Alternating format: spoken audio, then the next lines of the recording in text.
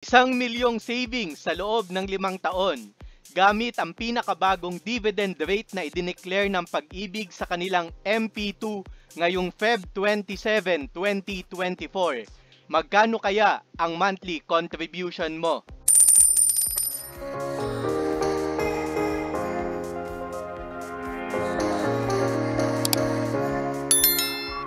Ito ang dividend rate na idineclare ng Pag-ibig sa kanilang MP2 sa huling 5 taon. Noong 2019, nakapag-declare sila ng 7.23%. Noong pandemic years, nakapag-declare sila ng 6.12 at 6%. After ng pandemic, nakapag-declare sila ng 7.03% at ang pinakahuli noong Feb 27, 2024, nakapag-declare naman sila ng 7.05%. Ang average ng 5 taon na ito ang gagamitin natin sa ating computation ng dividend sa ating sample ngayon na gagawin natin. Kukunin natin ang total nito at i-divide naman natin sa loob ng 5 taon. Ang gagamitin natin na dividend rate sa ating computation ay 6.69%. Ito ang gagamitin natin pansamantala sa ating computation. Kung mas mataas dito, mas ginagaling tayo kasi mas malaki ang tatanggapin natin na dividend. Kitang-kita nyo naman mga kapeso, noong 2022 at 2023, mas mataas sa 6.69% ang idineclare nila dito sa gagamitin natin. So mas malaki pa ang kikitain mo ngayon sa MP2 mo. Pero kung mas mababa, sa 6.69% ang ide-declare nila, medyo mas mababa din ang matatanggap natin na dividend noong taon na iyon. Gamit ang investment calculator ng calculator.net, alamin natin kung magkano nga ba ang magiging monthly payment natin kung sakali na ang target natin ay 1 million pesos. Ang starting amount na ilalagay natin dito ay 0 muna kasi target naman natin siya na hulugan sa loob ng 5 taon on a monthly basis. 5 taon tayo maghuhulog buwan-buwan at a return rate ng nakompute nga natin na 6.69%. Monthly ang target natin na paghuhulog at the end of each month. I-calculate na natin ngayon kung magkano nga ba ang makukuha natin na value. 14,080 pesos, 0.27 daw ang kailangan natin na ihulog kada buwan sa loob ng 5 taon para mabuo natin ang 1 milyong piso na target natin mga kapeso. I-check natin ngayon sa ginawa nating spreadsheet kung tama nga ba ang sinasabi ni calculator.net na kailangan daw natin ng 14,080 pesos para mabuo natin ang 1 million pesos na target natin na savings sa loob ng 5 taon. Gamit ang 6.69% na nakompute natin na dividend rate, ito ang gagamitin natin sa loob ng 5 taon. Pero mga kapeso, paiba-iba ang dividend rate na idinedeclare ng Pag-ibig sa kanilang MP2 hindi nakastick sa 6.69%. Kung mas mataas dito ang idedeclare nila, mas mabuti para sa atin. Ang entitled months natin, kung maghuhulog tayo simula ngayong March 2024, 10 months na lamang ang natitira. Paano ba natin nakukuha yung 10 months, 9 months at 8 months hanggang sa makarating tayo na 1 month na lamang ang entitled natin para sa December? Ito yung tinatawag natin na unang taon natin since hindi tayo nakapag-umpisa ng January, magiging prorate muna ang dividend na ihuhulog natin. Paano nga ba natin yan i-compute? Yung monthly deposit natin, multiply natin sa dividend rate times 10 months, divide 12 months in a year. Paano natin nakuha yung 10 months? Kung bibilangin mo simula March hanggang December, 10 buwan na lamang ang natitira para sa 2024. Kaya yung 10 buwan, i-divide natin siya sa 12 months. Kaya nagiging prorate. Same thing kung December, 1 month na lamang. Divide 12 naman.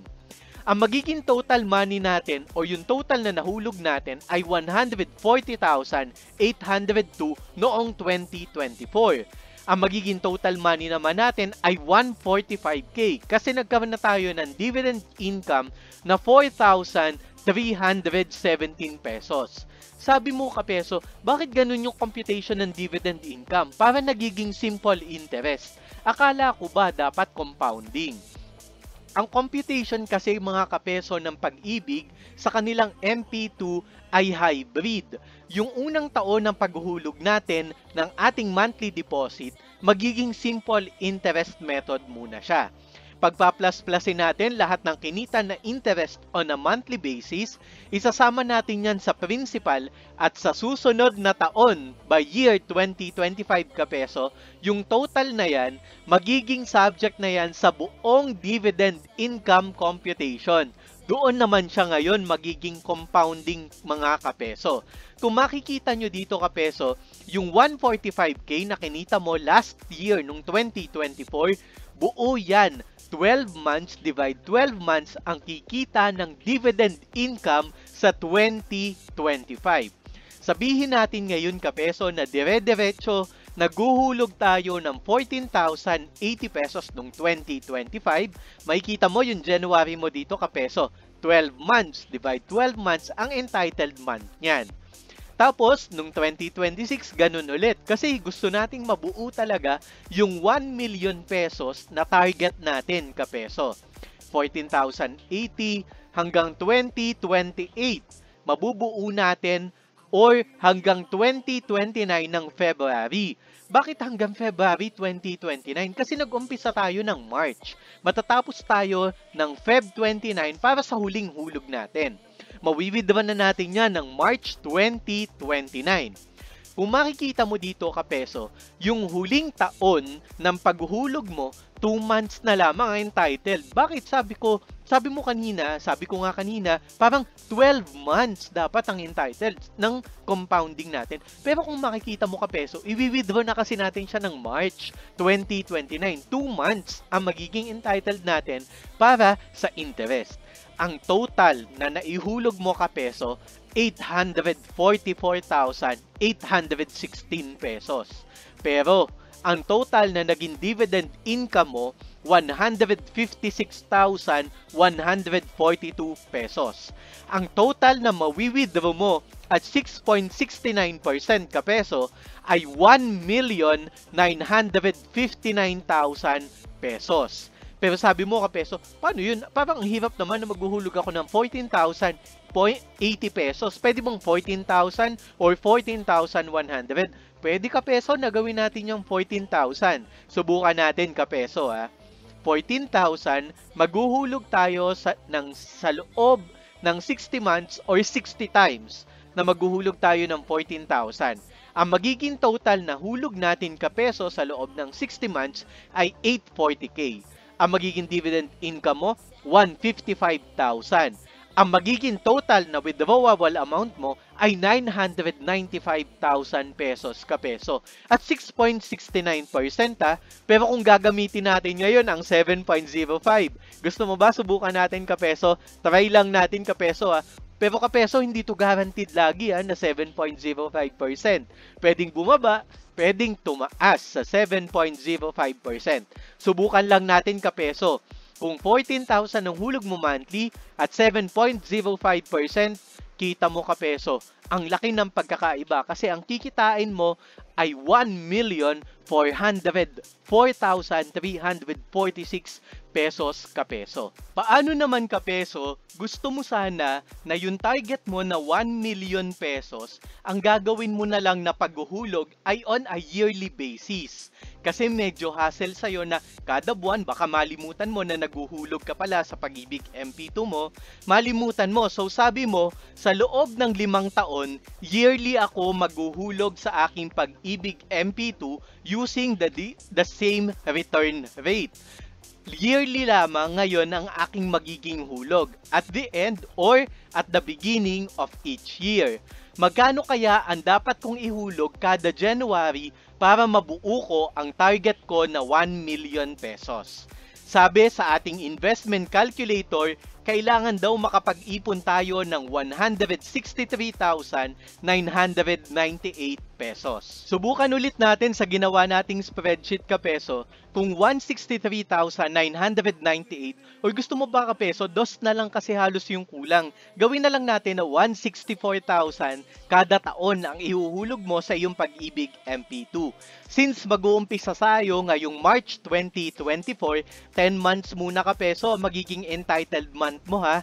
So ang computation natin ng dividend income ay 164,000 times natin sa dividend rate na 6.69% times 10 months natin, divide muna natin sa 12 months in a year, ang dividend income mo ay 9,143 pesos. Adding yung yearly deposit natin or total savings natin na 164k plus dividend income natin kapeso na 9,143 at first year, ang pera mo agad ay 173,143. Tuloy-tuloy tayong naguhulog ng 164,000 peso kapeso kada taon or makakabuo tayo ng 820,000 pesos. Yung mga sumunod na taon, 12 months na ang entitled month mo kapeso. Pero yung huling taon, since 2 buwan na lang, January to Feb, ang natitira 2 months na lamang kasi withdraw na natin yan ng March 2029. Ang total money na mabubuo mo kapeso ay 1,800,764 kapeso. Halimbawa, kapeso, gusto mo subukan natin yung 7.05%? Again, hindi to guaranteed, kapeso ha. Trya lang natin to based sa 2023 latest dividend rate ni Pag-ibig. Biruin mo ang mabubuo mo, kapeso, 1,019,933 pesos. Ang laki ng pagkakaiba sa monthly. Kung tignan mo dito, kapeso, ang buong nahulog mo, 840k. Pero ang kikitain mo, 1,004,000 pesos. Dito, ang total na nahulog mo, 820k, pero ang kikitain mo, 1,019,000 pesos. Bakit ganun? Mas konti ang hinulog, pero mas malaki ang naging dividend. Sa simula pa lang kasi kapeso, naguhulog na kaagad tayo ng mas malaking pera. Kaya mas malaki agad ang kinikita natin na dividend. Yun kasi yung power of time, yun yung power of compounding. Kapag nagsimula ka ng umpisa, mabilis agad, malaki agad yung nahulog mo, mas malaki agad ang opportunity na kikitain mo. Paano naman kapeso? Sabi mo may budget ako ngayon. Gusto ko one-time deposit na lamang. Ang target ko sana 1 million pesos ang maging savings ko sa loob ng 5 taon at 6.69% na return rate. Annual ang magiging compounding natin at one-time payment lamang tayo. Magkano ba ang kailangan kong i-invest para maipon ko ang 1 million pesos? Sabi sa ating investment calculator, kailangan daw natin na makapag-invest ng 723,000 pesos 404 para mabuo natin ang 1 milyon sa loob ng 5 taon na investing period. Try ulit natin dito sa ating spreadsheet kapeso kung totoo nga na mabubuo natin ang 1 million pesos kapag nagsimula tayo ng 723,404. O baka naman gusto mong medyo buuin na kapeso, gusto mong gawing 725,000 or 723,000 muna natin kapeso. In 10 months ng paghuhulog natin ng 723,000 times 6.69% times 10 months divide 12 months in a year, ang kikitain mo agad na dividend income sa unang taon pa lang kapeso, 40,307 pesos agad. Kaya yung 723 mo plus 40k, ang magiging total money mo agad on first year ay 763,000 pesos kapeso. Hanggang mabuo natin ng one-time deposit mo, makakabuo na tayo ngayon ng 1 million pesos kapeso. Ito yung kanina pa natin sinasabi na kapag nagsimula ka agad ng malaki, mabubuo at mabubuo mo agad yung malaking halaga na kailangan mo. Biruin mo dito kapeso, isang beses ka lang maghuhulog, 720k, dito sa yearly, 820k, sa monthly, 840k, halos parehas lang ang mabubuo mo na 1 million pesos. Pero hindi natin dinidiscourage kapeso na kung wala ka nito, hindi ka pwedeng magsimula. Kahit maliit na amount lamang kapeso, kahit 500 pesos yan, magsimula ka na ngayon para matest mo na ang power of compounding. Or curious ka ngayon kapeso, sabi mo, pwede bang sa yearly deposit, paiba-iba ako ng hulog? Halimbawa, 164 ka nag-umpisa, medyo na bago yung strategy mo. Sabi mo, pwede ko bang gawin 200,000 ng 2026? Pwede yan, kapeso. Pwede ko bang gawin na 300,000 sa huling paghuhulog ko? Huling hirit na. Pwede din yan, kapeso. Sa monthly, pwede ko rin bang gawin yan? Halimbawa, November, nakakatanggap ako ng 14th month or 13th month pay. Pwede ko bang doblehin or pwede ko bang gawing 30,000 or 30,000 pesos tuwing November? Pwede yan, kapeso. Subukan natin. Halimbawa, nilaro-laro mo yung Pag-ibig MP2 savings mo. Magkano kaya ang kikitain mo after 5 years? Dinagdadagdag ka, naging 920k, pero ang kikitain mo halos 1.1 million pesos na. Dito naman sa yearly, nakaipon ka ng 992k, ang mabubuo mo halos 1.2 million pesos na. Ganon din sa one-time payment kapeso, pwede mo din yan gawin. Kahit nakapaghulog ka na ng 723k, pwede mo pa rin yang dagdagan. Ano kapeso? Naniniwala ka na ba sa power ng MP2? Aba, simulan mo nang mag-save ngayon, kapeso.